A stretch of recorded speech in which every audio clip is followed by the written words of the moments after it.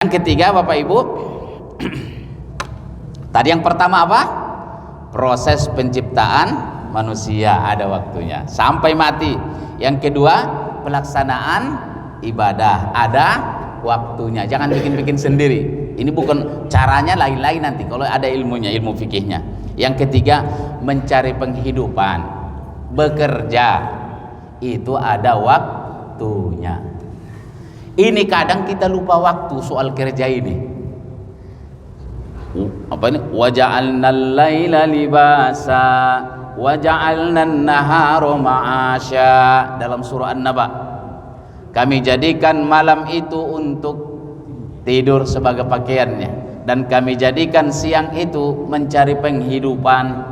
Ma'asa waja'alnal laila libasa waja'alnan nahara ma'asya, malam tidur istirahat, siang bekerja mencari nafkah, ada waktunya. Tapi sekarang kan kehidupan berkembang. Pak polisi tidurnya siang karena malam patroli. Ini kelaziman. Sama waktu ayat ini dulu Pak Kiai ya. Turun ini kan dulu ibaratnya belum ada satpam, belum ada polisi. Jadi lazim saja, lazimnya Allah ciptakan malam untuk istirahat karena gelap. Dulu kan nggak ada lampu. Kalau sekarang kita ke mall Pak, nggak jelas itu kapan siang kapan malam. Kantornya yang di hidung bertingkat-tingkat itu, ini jam berapa? Astagfirullahaladzim, ternyata udah jam 9, udah mau tutup mall. Kok perasaan kita masih siang aja? Tuh di depan situ tuh. Coba Bapak malam-malam jam 8, jam 9 situ. Nggak ada bedanya sama siang kita ke situ. Karena sudah teknologi udah maju, udah beda ininya. Tapi lazimnya malam itu gelap, istirahatlah. Besok kok kan nggak, macam mana mau bekerja kalau gelap?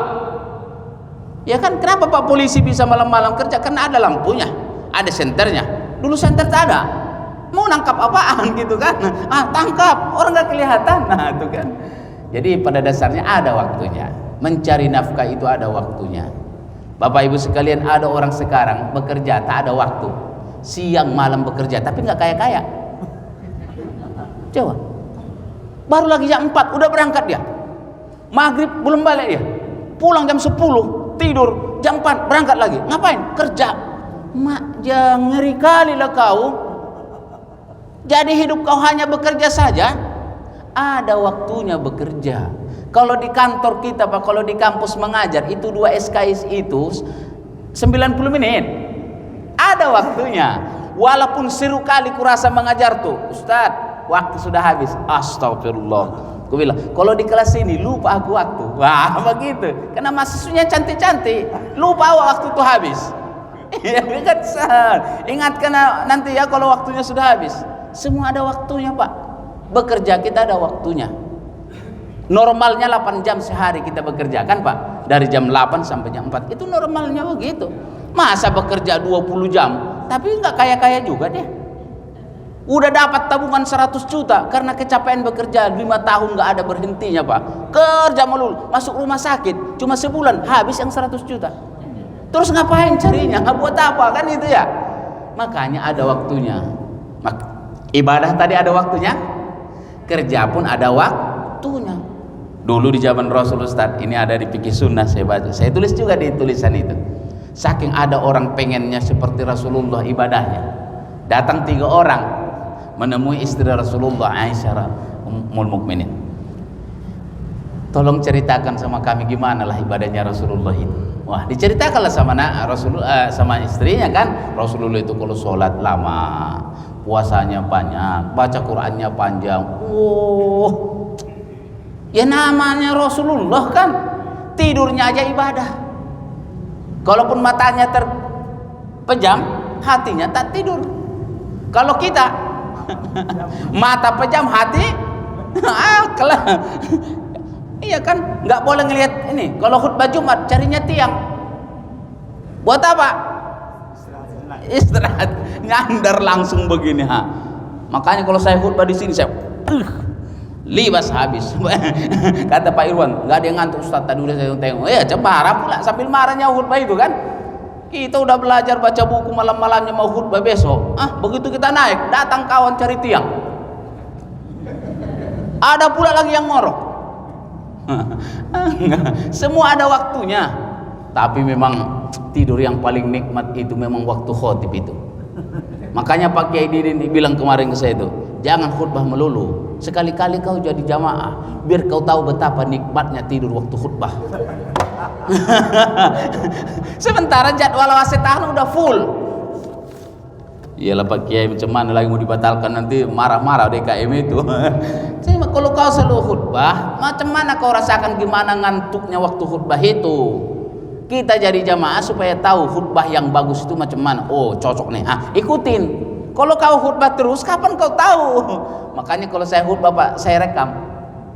Sambil jalan pulang saya dengar, wah jelek kali khutbah rupanya tadi ya. Pantas jamaahnya tidur, Bang. Ada evaluasi gitu kan. Ada evaluasi. Jadi tadi sahabat yang 3 itu, kalau gitu saya tidak akan pernah kawin lagi. Karena perempuan ini akan merubah konsentrasi saya menjadi tidak fokus ibadah.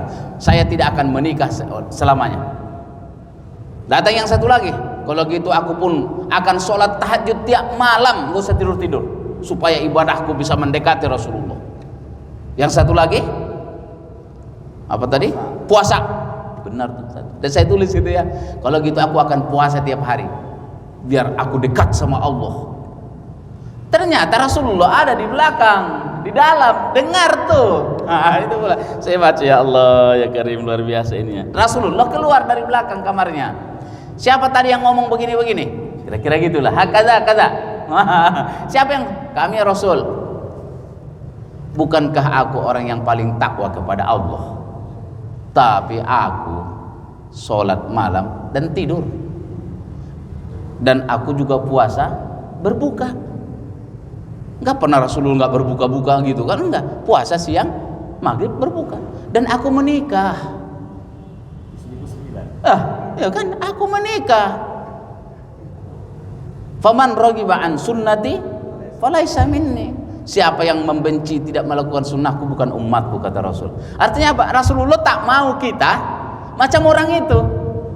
Kalau kerja-kerja terus, kalau ibadah aja di masjid, habis ini enggak keluar-keluar. Habis zuhur sambil nungguin orang sedekah buat makan dia siang. Dan ada juga di zaman Rasul ternyata macam itu. Oh, biar dia berpahala memberi aku sedekah karena aku lagi ibadah. Atau di zaman Abu Bakar dulu itu apa bilangnya? Mana lebih besar pahalanya yang memberi sedekah daripada yang menerima sedekah? Siapa yang lebih besar pahalanya? Yang memberi sedekah. Kalau begitu lebih baik kau bekerja, baru kau nanti sedekah. Jangan, ya Allah turunkanlah emas 2 kilo gitu kan. Enggak. Jadi mencari kehidupan pun ada waktunya. Jangan sampai kita lupa waktu kerja aja, lupa kita ibadah. Ada waktunya ibadah, ada waktunya kerja, ada waktunya. Kalau berangkat kita bekerja, jangan lupa bismillah supaya kerja kita itu bernilai ibadah. Tapi ingat ada waktunya, Pak. Sehebat-hebatnya Pak Komandan ini kerja, prestasinya naik terus, ada masanya? Ada masanya. Bentar lagi pensiun. Iya kan Pak, ada masanya. Pencari penghidupan ada masanya, kerja kita ada masanya. Dosen juga ada masanya. Kalau S3 doktor 65 tahun, ada masanya pensiun juga. Kalau profesor macam Pak Kiai Mukri 70 tahun. Profesor, kalaupun nanti dia lupa-lupa, orang maklum karena profesor. Yang dokter kalau lupa melulu, ente bagaimana sih? Dokter nggak boleh lupa. Kalau profesor boleh lupa. Gitu. Karena biasanya kalau profesor ininya udah licin kan, karena kebanyakan mikir. Gitu. Allah, begitu rektor kami dulu di Universitas Ibnu Khaldun itu jadi profesor. WA sama saya tuh, gimana sih Prof? Ini kok jadi kemarin kita kok udah janjian? Maklum udah profesor katanya begitu. Tadinya belum profesor lu ingat melulu, begitu profesor boleh lupa. Dari kita nggak boleh bantah. Oh iya udah profesor ya begitu. Karena profesor itu lupa katanya gitu ya. Jadi Bapak Ibu ada waktunya kita berakhir bekerja, ada pensiunnya. Kalau begitu kita harus waktu. Semua ada waktunya. Bekerja harus ada waktunya. Makanya sebuah kezoliman kalau kita punya anak buah bekerja melampaui batas waktu bekerja. Masa kerja 20 jam sehari? itu kan penyiksaan Pak. Penyiksaan itu nggak boleh, zolim namanya. Harus ada batasnya.